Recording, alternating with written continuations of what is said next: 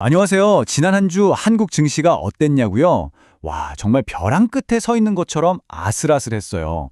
겉으로 보기엔 되게 조용해 보였는데 사실 그 물밑에서는요. 엄청난 싸움이랑 또 뜨거운 기회들이 막 부딪히고 있었거든요.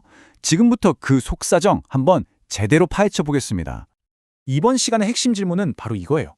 아니, 시장은 분명히 파란불이었는데 왜 어떤 주식들은 막 불기둥을 뿜으면서 폭등했을까요? 되게 이상하죠? 바로 이 모순적인 상황 속에 지난주 시장의 모든 힌트가 숨어 있습니다. 네, 숫자로 딱 보여드릴게요.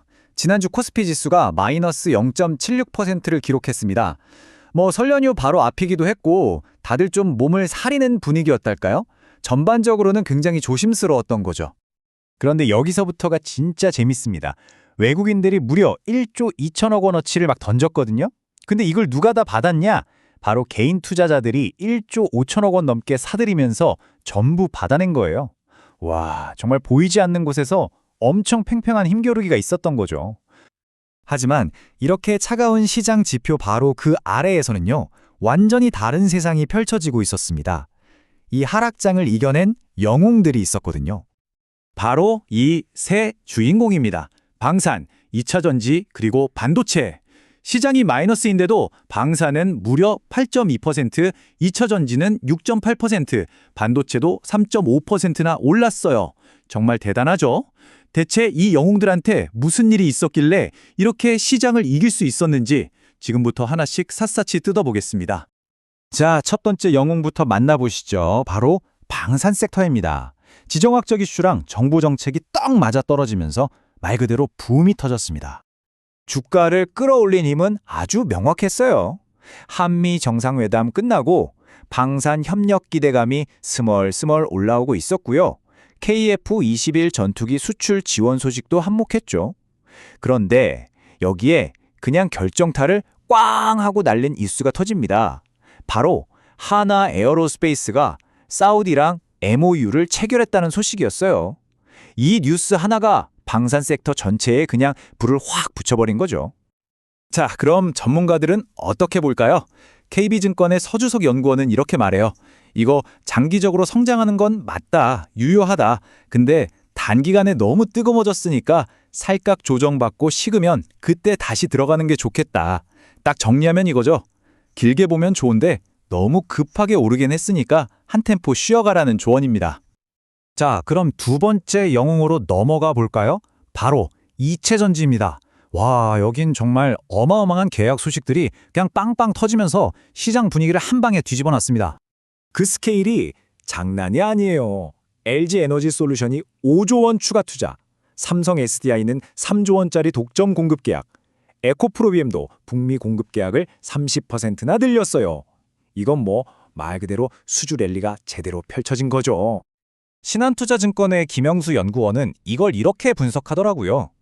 2025년에 북미 전기차 시전이 진짜 본격적으로 커지기 시작할 텐데 그때 2차전지 회사들 실적이 확 돌아서는 턴어라운드가 일어날 거라는 거죠.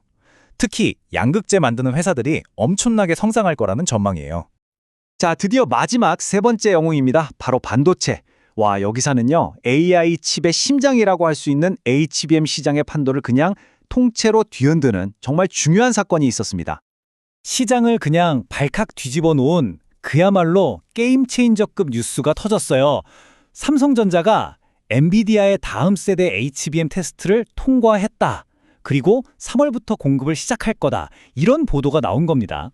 이건 그동안 SK하이닉스가 거의 독점하던 이 시장의 판을 완전히 새로 짤 수 있는 어마어마한 뉴스였죠. 그러면 경쟁이 심해져서 가격 떨어지는 거 아니야? 하고 걱정할 수도 있잖아요. 근데 NH투자증권에서는 오히려 노노, 그런 걱정보다 경쟁을 하면서 HBM 시장 파이 자체가 훨씬 더 커지는 효과가 클 거다. 이렇게 아주 긍정적으로 보더라고요. 자, 이렇게 개별 종목, 개별 섹터는 정말 뜨거웠지만 사실 시장 전체는요, 딱 하나의 숫자를 정말 숨죽여서 기다리고 있었어요. 바로 미국에서 발표될 그 지표 말이죠. 이번 주 일정은 아주 명확합니다. 화요일 조용히 지나가고 수요일 우리 시장은 쉬죠. 바로 그동안 시장은 바짝 긴장하고 있다가 드디어 목요일 밤 10시 반 미국의 소비자 물가지수 CPI가 발표됩니다. 아마 전 세계 모든 투자자들의 눈이 바로 이 순간에 딱 쏠려 있을 겁니다. 그래서 시장은 지금 딱 세 가지 시나리오를 그려놓고 있어요. 만약에 CPI가 예상치인 2.9%보다 낮게 나온다? 와, 금리 인하 가자 하면서 강한 랠리가 올 수 있고요. 딱 예상만큼 2.9%가 나온다? 그러면 지금처럼 그냥 오르락내리락 하는 장세가 이어질 거고요. 그런데 만약에 3.0%를 넘어버린다? 그러면 금리 인하 물 건너갔네? 하면서 갑자기 급락할 수도 있다는 겁니다. 자, 이렇게 불확실성이 큰 상황에서 그럼 전문가들은 도대체 어떤 작전을 짜고 있을까요? 다가올 한 주를 대비하는 포트폴리오 전략 한번 들여다보겠습니다. 예를 들어서 좀 공격적으로 투자하시는 분들을 위한 포트폴리오를 보면요. 딱 이렇게 나와요. 오늘 우리가 계속 얘기했던 세 영웅 있죠? 반도체 35%, 2차 전지 30%, 방산 20%를 핵심으로 딱 담는 겁니다. 그리고 나머지 15%는 현금으로 쥐고 있는 거죠. CPI 발표 때 흔들릴 수 있으니까 그걸 대비하는 거고요. 조금 더 들어가서 섹터별 전략을 보면요. HB의 모멘텀이 살아있는 반도체는 나눠서 계속 사 모으고 단기간에 너무 오른 2차 전지랑 방사는 좀 떨어질 때까지 기다렸다가 사는 바이온 딥 전략, 그러니까 눌림목 매수를 추천하더라고요. 반면에 요즘 실적이 좀 아쉬운 IT 플랫폼 쪽은 비중을 줄이는 게 좋겠다는 의견이고요. 자, 그럼 이제 마지막입니다.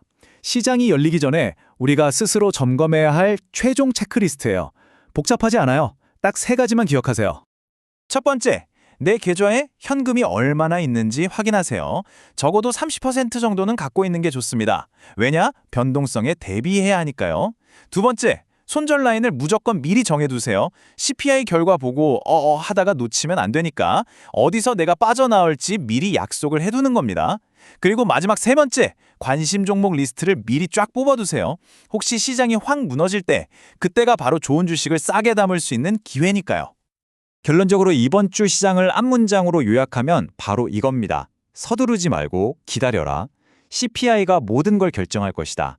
이 가장 중요한 숫자를 확인하기 전까지는요, 섣부른 액션보다는 차분하게 지켜보는 지혜가 필요한 때인 것 같습니다.